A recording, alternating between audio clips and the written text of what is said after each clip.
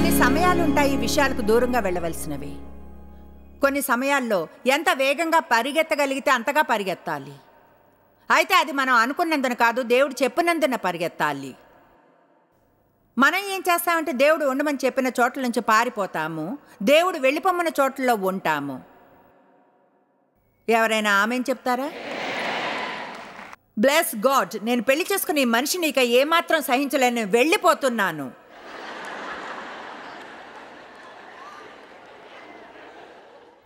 మరొక వైపున ఇంకో స్త్రీ ఉంటుంది. ఆమె భర్త ఆమెను కొడుతూ ఉంటాడు, నిందిస్తాడు, పిల్లలను 25 ఏళ్ల నుంచి అయినా ఆమె ఎక్కడికి వెళ్ళదు.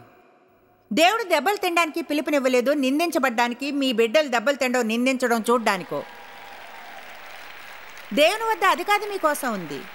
మీరు లేచి నిల్చుని అలాంటి విషయాలను ఎదుర్కొని అనాలి, ఇకపై ఇలా జీవించను, ఇలా ప్రవర్తిస్తే ఊరుకోను, నా బిడ్డల పట్ల ప్రవర్తించినా ఊరుకోను. ఎవరో మీరు పనికిరాని వారని అనుకోనివ్వకండి, వాళ్ళు అవమానపరిచినందున.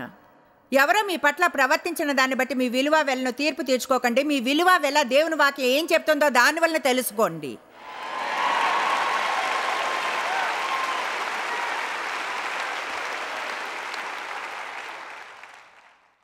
ఎంతో సంతోషం, మా పెళ్ళైన కొత్తలోనే దేవుడు నన్ను వదలనందుకు. నమ్మండి, ఎవరైనా సరే నా నుంచి దూరంగా వెళ్ళిపోవాలనుకునేలా ఉండేదాన్ని. అదంతా బాగోలేదు.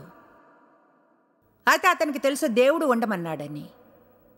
కొన్ని సమయాల్లో దేవుడు మిమ్మల్ని మరొకరి జీవితాలు యూజ్ చేయాలంటాడు. అదంతా అంత బాగుండదు, అంత సౌకర్యంగా ఉండదు. అయితే వారికి యేసుని చూపేవారు ఎవరైనా కావాలి. కమాన్, ఎవరైనా స్థిరంగా నిల్చునే వాళ్ళు కావాలి దేవుని రక్షణను చూడ్డానికి. ఆయన అది మీకోసం పనిచేసేలా చూస్తాడు. మీరు అక్కడే స్థిరంగా ఉంటే, దేవుడు చెప్పేంత వరకు ఎక్కడికి వెళ్ళకండి, దేవుడు చెప్పనంత వరకు చర్చిని వదిలి వెళ్ళకండి, ఉద్యోగాన్ని వదలకండి దేవుడు చెప్పనంత వరకు. దేవుడు వెళ్ళమని చెప్పినప్పుడు వెళ్ళండి. మనందరికీ తెలుసు దేవుడు అబ్రహాంకు చెప్పాడని. అది ఆదికాండం 12లో ఉంది.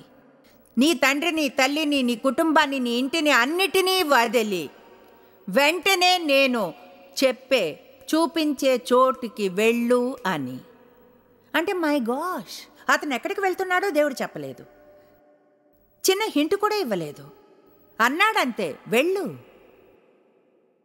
దేవుడు ఎందుకు అబ్రహాంతో అలా చేయమని చెప్పాడు?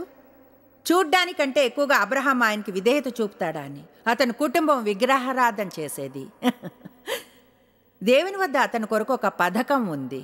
అతన్ని వారి నుంచి దూరంగా తీసుకుని వెళ్ళాలి, అతనిపై వారికున్న ప్రభావానికి దూరంగా. మీకు విషయం చెప్తాను, చాలామంది క్రైస్తవులు దేవునితో తమ నడకను పాడు చేసుకుంటారు, బలహీనపరుచుకుని నీళ్లపాలు చేస్తారు. తమ జీవితంలో ఉన్న వారితో ఉండి దైవికంగా లేని ఫ్రెండ్స్తో ఎక్కువ సమయం గడుపుతారు. వారిని నిరాశపరచడం, వారిలోని విశ్వాసపు ప్రతి బిందువుని పీల్చివేయడం, ఎన్నడూ నిరీక్షణ అనేది ఉండదని చెప్పేవారితో. నేను చెప్తున్నాను, ఒకవేళ దేవుడు గాని చెప్తుంటే మీరుండే ఎవరైనా ఫ్రెండ్స్కి దూరంగా వెళ్ళమని, వాళ్ళు ఒకవేళ మీ కుటుంబంలోని వారైనా, మిమ్మల్ని ముందుకెళ్ళనివ్వకుండా చేసేవారైనా, వారి ప్రభావం మీపై ఘోరంగా ఉందని తెలిస్తే, చూడండి, కొన్నిసార్లు కొందరితో సివిల్గా ఉండడానికి గడపాలి, అయితే వారితో ఎల్లప్పుడూ ఉండడానికి కారణాలు చెప్పక్కర్లేదు. ఎవరికైనా అర్థం అవుతుందో ఏం చెప్తున్నాను? దేవుడు నాకు పిలుపునిచ్చినప్పుడు కాదు అన్న వారందరికీ దూరం అయ్యాను, ఎందుకంటే ఎవరూ నన్ను నమ్మలేదు. నా భర్త నన్ను నమ్మారు. నాకు ఫ్రెండ్ ఉండేది, నాకు ఇంకా గుర్తుంది, నమ్మింది. ప్రజలు నన్ను చూసి నవ్వేవారు, నాకు పిచ్చి అనుకునేవారు. మా చర్చిని వదిలి వెళ్ళిపోమన్నారు. మా ఫ్రెండ్స్ దూరం అయ్యారు. అప్పటి నుంచి ఏ పార్టీకి పిలవలేదు. నేను మాత్రం దేవుడు చేయమని చెప్పాడనిపించింది, చేస్తున్నాను. నాకు అర్థం కాలేదు అనుకున్నాను. అంటే నేను ఎటూ తేల్చుకోలేని సమయం అది. అయితే నాకు ఎన్నడైనా జరిగిన శ్రేష్టమైంది అదే. ఎందుకంటే ఒక విషయం చెప్తాను, ఎవరూ లేనప్పుడు తెలుసుకుంటారు దేవుడు నిజంగా మంచివాడని.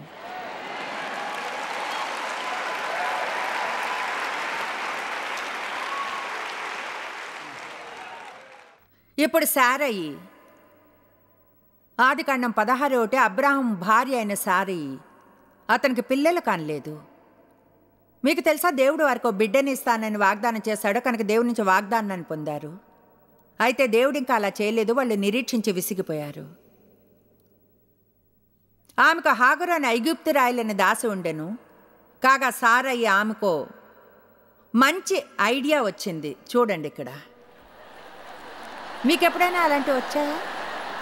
ఎలాంటి దేవునికే నిరీక్షించి అలసిపోయారు అనుకుంటారు. నాకు తెలుసు దేవుడు ఏం చేయమంటాడో. కాగా సారయ్య అబ్రహాంతో, ఇదిగో నేను పిల్లలు కనకుండా యెహోవా చేసి ఉన్నాడు, కాగా నీవు దయచేసి నా దాసితో పొమ్ము. ఇప్పుడు ఎంతమందికి తెలుసు ముందుకు వెళ్ళడానికి ముందు అది నిజంగా మూగ పని అని? అంటే నిజంగా మీకు పెద్ద బుర్ర ఉంటే అలా చేయరు. అయితే ప్రజలు చేసేది ఆశ్చర్యంగా ఉంటుంది. ప్రజలు చేసే బుద్ధి లేని పనులు ఆశ్చర్యపరుస్తాయి. వాళ్ళు దేన్నైనా అంతగా కోరుకుంటే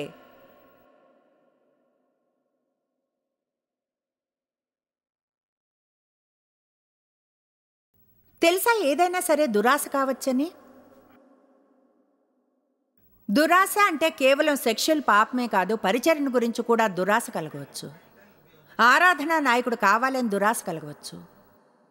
ఒక ఇంటి కోసం కావచ్చునో, లేదా ఒక కారు, లేదా ఒక హోదా కొరకు, లేదా ఒక ప్రత్యేకమైన సోషల్ గ్రూప్ కోసం. తెలుసా ఎలా చెప్పగలరో మీ జీవితంలో దురాశ కలిగినప్పుడు? దేనైనా ఎంతగానో కోరుకుంటే అది లేకుండా సంతోషంగా ఉండరని ఎంతగా.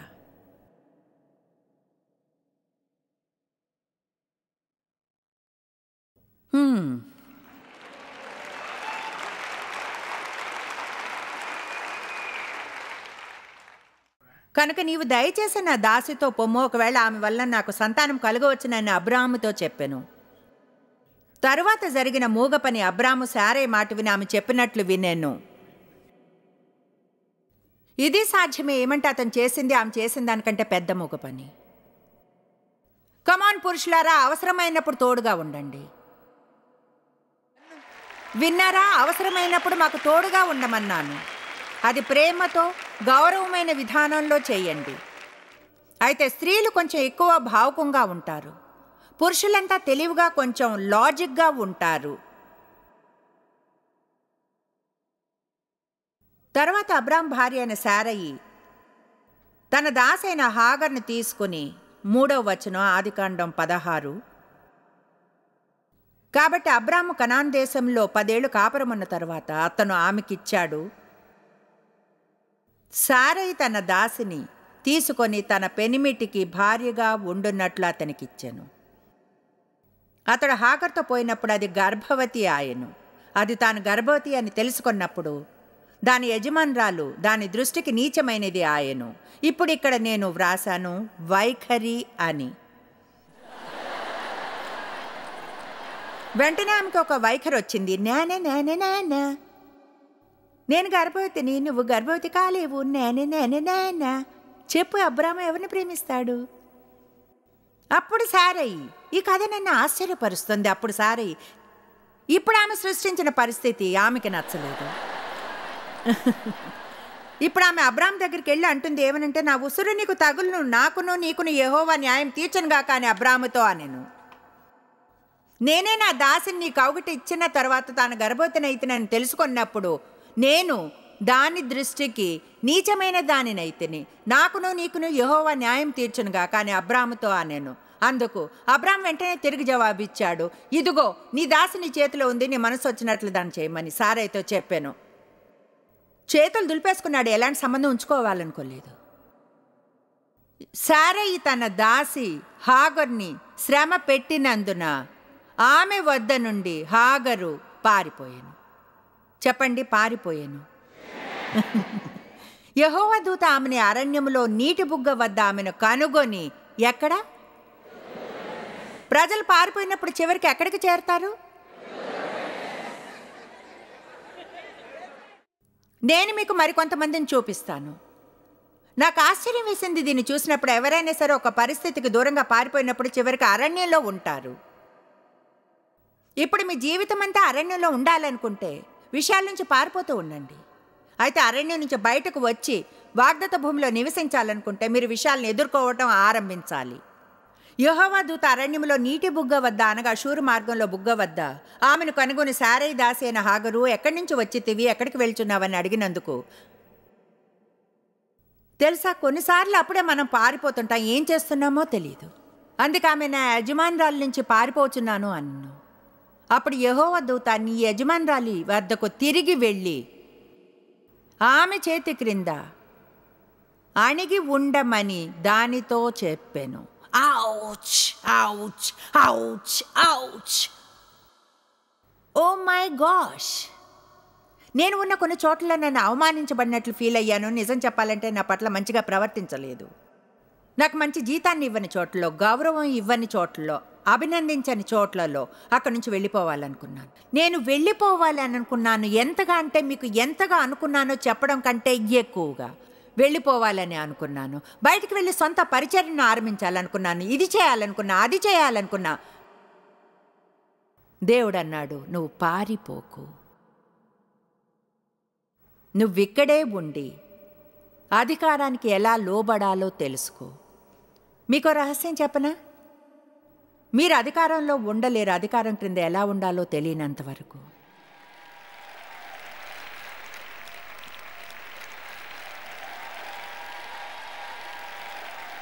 దేవుడు చెప్తే చెడు వైఖరి ఉందని దానికి ఇతరులపై నింద వేస్తారు. దేవునితో పని చేయదు పరిష్కరించడానికి. దేవుడు మీకు చెప్పాలనుకున్న దాని నుంచి పారిపోతున్నారు. మీ జీవితాన్ని పాటు చేసి ఉంచుతారు, ఎక్కడికి వెళ్ళలేరు. అప్పుడు అరణ్యంలో మరో 5 ఏళ్ళు పరిగెత్తవచ్చు. అయితే ఇప్పుడు అప్పుడు దేవుడు మిమ్మల్ని అక్కడికి వెతికి అంటాడు, నువ్వేం చేస్తున్నావు? ఇంకా దీంతో అలసిపోలేదా? నువ్వు పారిపోయి వచ్చిన చోటుకి తిరిగి వెళ్ళాలి. ఓ మై గాష్, చాలా బాగున్నాం ఈరోజు. సరైన గుంపే వచ్చారు, ఎవరు వదిలి వెళ్ళలేదు. ఇంకా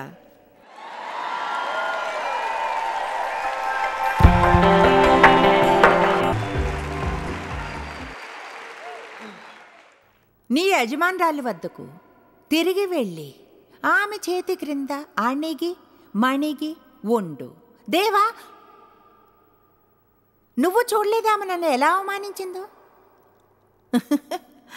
ఇప్పుడు నువ్వు నన్ను తిరిగి అక్కడికి వెళ్ళి అంతా సహించమంటావా? దేని నుంచైనా ఎన్నడూ పారిపోకండి, దేవుడు వెళ్ళమని చెప్తే తప్ప. నేను అన్నాను, దేని నుంచైనా ఎన్నడూ పారిపోకండి, దేవుడు వెళ్ళమని చెప్పితే తప్ప. ఆమేన్. మొదటి రాజుల అధ్యాయం 19. ఎంతమందికి సందేశం అర్థమవుతుంది?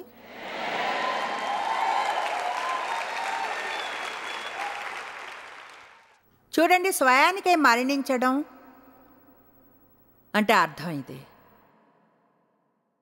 క్రీస్తుతో సిలువ వేయబడ్డం అంటే ఇదే. దేని గురించే భక్తులు మాట్లాడుకుంది? మీ సిలువను తీసుకుని మీ సిలువను మోసుకెళ్ళడం గురించి.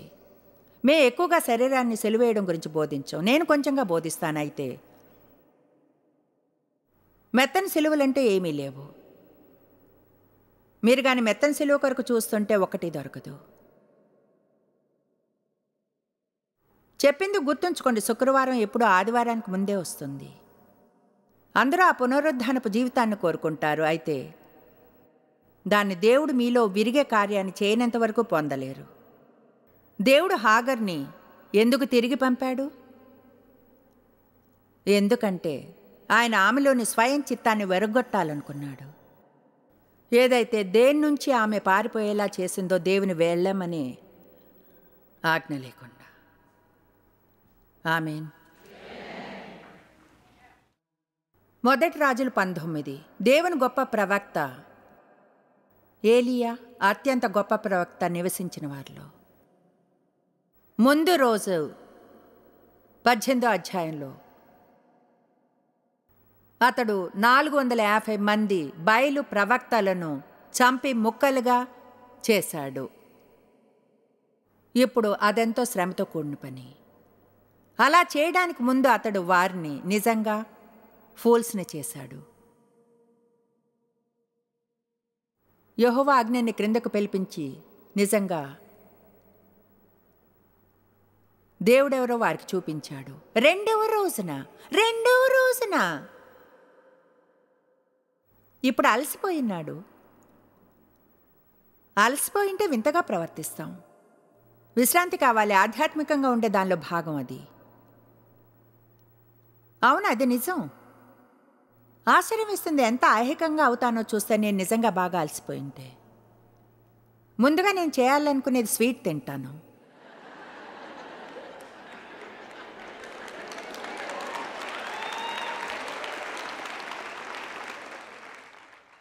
నేను ఇక్కడ దాదాపు 8 సందేశాల మధ్యలో ఉన్నాను. మంచిగా ఉండాలి. 19వ అధ్యాయం 1వ వచనం, ఏలియా చేసినదంతయును అతడు ఖడ్గము చేత ప్రవక్తలనందరినీ చంపించిన సంగతియు ఆహాబు యెజెబెలునకు తెలియచెప్పగా, యెజెబెలు ఒక దూత చేత ఏలియాకు ఈ వర్తమానము పంపించెను. రేపు ఈ వేళకు నీ ప్రాణమును వారిలో ఒకని ప్రాణం వలె చేయని ఎడలి దేవుడు నాకు గొప్ప అపాయం కలుగు చేయనుగాక. కాబట్టి అతడు ఈ సమాచారం తెలుసుకుని లేచి తన ప్రాణము కాపాడుకుంటకైపోయి, దాని అర్థం అతను పారిపోయాడు. యూదా సంబంధమైన బేర్షెబాకు చేరి అచ్చట ఉండమని తన దాసంతో చెప్పి తాను ఒక దిన ప్రయాణం ఏమిటి ఇదంతా గాడ్ చేసుకోలేదు. దేవుని వాక్యం అంటే మీకు ప్రేమ లేదా? వాళ్ళు పారిపోయిన ప్రతిసారి చివరికి ఒకే చోటుకి చేరారు. తానొక దిన ప్రయాణము అరణ్యములోనికి పోయి ఒక బదరీ వృక్షం క్రింద కూర్చుండి మరణాపేక్ష గలవాడై, యెహోవా నా ప్రాణం తీసుకొనుమా అని ప్రార్థన చేశాను. ఒకవేళ నా పట్ల ఇలానే ప్రవర్తిస్తే దేవా నాకు ఇక్కడే ఇప్పుడే మరణించాలనుంది. 9వ వచనం, అచ్చట ఉన్న ఒక గుహలో చేరి బస చేశాను. యెహోవా వాక్కు అతనికి ప్రత్యక్షమై, ఏలియా ఇచ్చట నువ్వేం చేయుచున్నావని అడిగాను.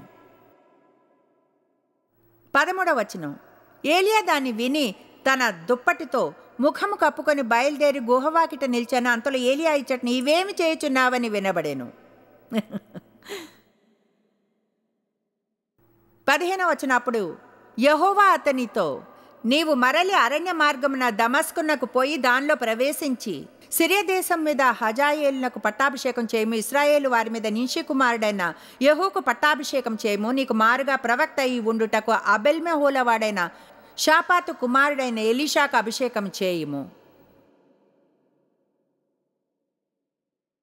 దేవుడన్నాడు, నువ్వు అక్కడికి తిరిగి వెళ్ళి ప్రవక్త పనిని కొనసాగించు, నూతన రాజుగా అభిషేకించు, ఒక ప్రవక్త నీకు మారుగా అభిషేకించు. నాతో పని అయిపోగానే తర్ఫీదు నువ్వు ఇక్కడ ఏం చేస్తున్నావు? దేవుడు నాతో 1 ఏడాది డీల్ చేశాడు, నేను పనిచేసిన చర్చిని వదిలి సొంత పరిచర్యలోనికి రావడానికి.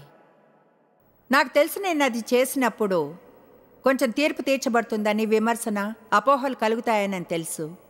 నేను ఎదురు తిరిగే స్త్రీని అని అనుకోకూడదు అనుకున్నా, బయటికి వెళ్ళి సొంతంగా ఏదో చేసేది అని.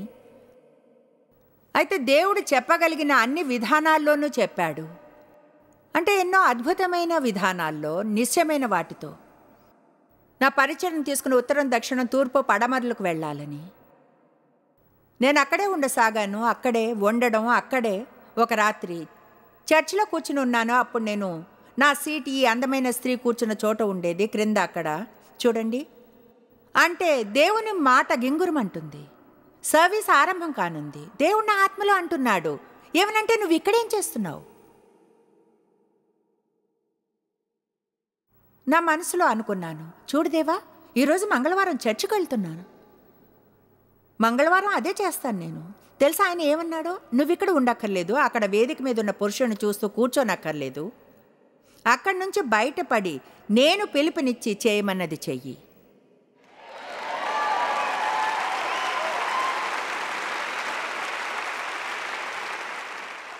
నాకు ఇప్పటికే ఆ పాస్టర్తో మంచి సంబంధం ఉంది. ఆయన్ని ప్రేమిస్తాను, అభినందిస్తాను. ఆయన్ని, ఆయన భార్యని నాకు ఇచ్చిన అవకాశాన్ని. అయితే నా జీవితం మీద అసాధారణమైన పిలుపు ఉంది. దేవుడు నాకు అవకాశాన్ని ఇస్తున్నాడు ప్రపంచమంతటా వెళ్ళి సువార్తను బోధించడానికి. కానీ నేను మాత్రం అదే చోట ఉండిపోయాను. నిజంగా దేవునికి సంబంధించినంత వరకు నాకు అది అరణ్యంలానే అయ్యింది. అది అరణ్యం కాదు, అది ఒక గొప్ప చర్చ. అయితే నాకు మాత్రం దేవుడు నేను ఉండకూడదని చెప్పిన చోటు. నేను వదిలేయాలనుకున్న సమయం ఉంది, అయితే దేవుడు వెళ్ళనివ్వలేదు. ఆయన వదిలి వెళ్ళమని చెప్పిన సమయం వచ్చింది, కానీ నాకు వెళ్ళాలని లేదు. ఎవరైనా మేలుకొని ఉన్నారా? దేవుడు మనం చేయాలనుకున్నది చేయాలనుకున్నప్పుడు ఎందుకు చేయనివ్వడు? దేవా నేను ఎందుకు వెళ్ళలేను? వెళ్ళాలనుకుంటే ఉండాలనుకుంటే ఉండలేను. ఓ లేదు, దేవుడు ఎల్లప్పుడూ మన వ్యవహారాల్లోకి వచ్చి ఆయన విధానాల్లో పనులు చేయిస్తాడు. అయితే చివరికి అది మంచిగా పనిచేస్తుంది కదూ. మనకి యోనా గ్రంథం చూడడానికి ఇప్పుడు సమయం లేదు, అయితే ఒకటి చెప్తాను. అది అవును సరే, స్క్రీన్ మీద చూపించండి. యోనా 1వ అధ్యాయం. యెహోవా వాక్కు అమిత్తయి కుమారుడైన యోనాకు ప్రత్యక్షమై ఇలాగ సెలవిచ్చాను, నినెవే పట్టణస్థుల దోషము నా దృష్టికి ఘోరమాయను కనుక నీవు లేచి నినెవే మహాపట్టణమునకు పోయి దానికి దుర్గతి కలుగునని ప్రకటింపము. అయితే యెహోవా సన్నిధిలో నుండి తర్షీషు పట్టణమునకు పారిపోవాలని ఇప్పుడు మీరు మ్యాప్ని చూస్తే తర్షీషు సరిగ్గా నినెవేకి సరిగ్గా ఎదురు దిశలో ఉంటుంది. దేవుడు అన్నాడు, ఏమనంటే నినెవేకు వెళ్ళు. అతను అన్నాడు, నేను వెళ్ళిపోతున్నాను, వారికి బోధించాలని లేదు, వారంటే నాకు ఇష్టం లేదు, వారు సువార్తకు అర్హులనే అనుకోను, నేను ఇక్కడి నుంచి వెళ్ళిపోతున్నాను. అతను ఓడలకి ఎక్కుతాడు. అతను వెళ్ళగలిగినంత దూరం వెళ్ళాలని సముద్రంలోనికి వెళ్ళినప్పుడు గొప్ప తుఫాను చెలరేగుతుంది. అంటే వాళ్ళు వస్తువులు సముద్రంలో పారవేసాగారు, అందరూ భయపడ్డారు చచ్చిపోతామని. అంతలోనే ఇతను ఇలా అంటాడు, ఈ ఓడలో ఎవరో తమ జీవితంలో పాపం ఉన్నవారు ఉన్నారు. వారెవరు? వాళ్ళు అప్పుడు చీట్లు వేశారు. అంటే అది డైస్ని వేయడం లాంటిది. ఈ చీటీ అంటే ఆ చీటీ యోనా మీదకి వస్తుంది. వాళ్ళు అంటారు, అది నువ్వు బయటికి వెళ్ళాలి. వాళ్ళు అతన్ని సముద్రంలోకి పారేశారు. అప్పుడు వెంటనే తుఫాను నిమ్మళించింది. ఇప్పుడు అదంతా మరొక పూర్తి బోధన, అక్కడికి నేను వెళ్ళను. అయితే చెప్తున్నాను, ప్రతి ఒక్క స్టాప్లోనూ ఎవరో ఒకరు బస్సులోంచి దిగాల్సిందే.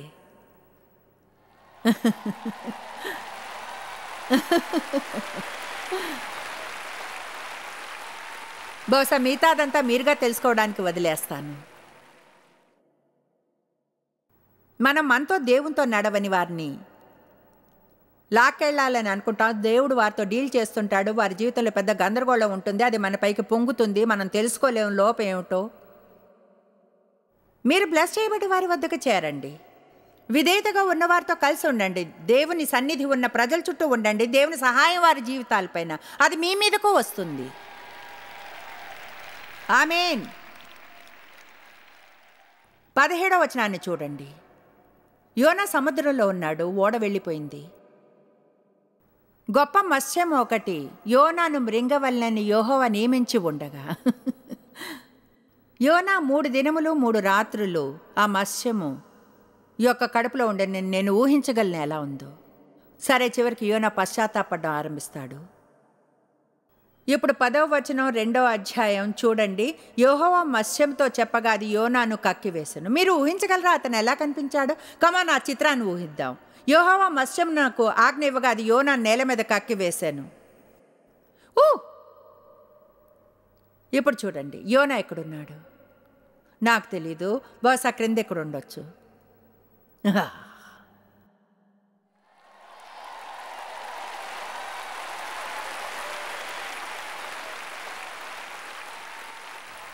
ఇప్పుడు దీన్ని చూడండి.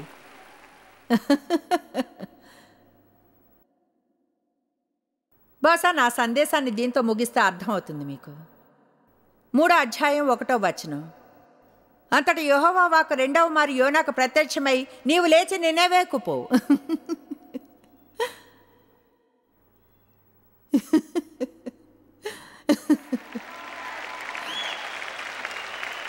దేవుడు మనసు మార్చుకోలేదు. ఆయన తన మనసును మార్చుకోడు మీకు చేయమని చెప్పిన దాని గురించి కూడా. కనుక మీరు అరణ్యంలోకి వెళ్ళొచ్చు. 40 ఏళ్ళు, 10 రోజులు, 2 వారాలు, 6 నెలలు అరణ్యంలోనికి వెళ్ళి ఒంటరిగా ఉన్న చెట్టు క్రింద కూర్చుని దేవునికి చెప్పవచ్చు ఎలా చావాలనుకుంటారు. ఏదో ఒక ఓడలోకి ఎక్కి బయటకు పారవేయబడగలరు, చేప మింగివేయగలదు. అప్పటికి దేవుడు ఇలానే అంటాడు, పారిపోయి వచ్చిన చోటుకే తిరిగి వెళ్ళి నేను చెప్పింది చెయ్యి. కమాన్, ఎవరైనా దేవునికి స్తుతులు చెప్పండి. ఇకపై పారిపోకండి, మనం దేవునిచే అభిషేకించబడ్డాం. జాయిస్ మేర్ మినిస్ట్రీస్ లో మీరు మాకెంతో ముఖ్యులు. మిమ్మల్ని అభినందిస్తున్నాం. మా ఫ్రెండ్స్ కి, పార్ట్నర్స్ కి థ్యాంక్స్. ప్రపంచవ్యాప్తమైన ఈ పరిచర్య సాధ్యమయ్యేలా చేసినందుకు. అందరం కలిసి ఆకలిగొన్న వారికి భోజనం పెడుతున్నాం, బీదవారికి బట్టలిస్తున్నాం, దేశాలకు సువార్తను పంచుతున్నాం. ఈ రోజే సంప్రదించండి www.jmmindia.org. ప్రార్థనా నివేదనల్ని మాతో పంచుకోండి. మా సాధనాల గురించి తెలుసుకోండి. జాయిస్ సభల షెడ్యూల్ని తెలుసుకొని మాతో పార్ట్నర్ అవ్వండి. ప్రపంచమంతా క్రీస్తు ప్రేమను పంచడానికి.